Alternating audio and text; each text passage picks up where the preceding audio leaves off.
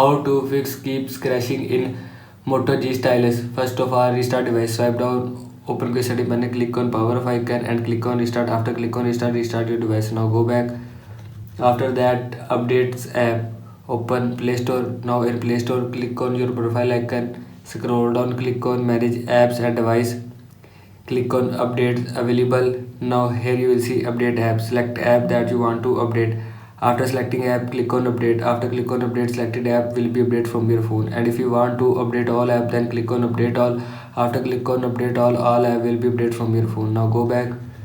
After that, software update. Open settings, scroll down, click on system updates, click on check for updates and click on update. After click on update, your phone software will be updated from your phone. Now go back. After that, reset all setting. Open setting, scroll down, click on system, click on reset option, click on reset device setting and again click on reset device setting. All setting will be reset from your phone. Now go back.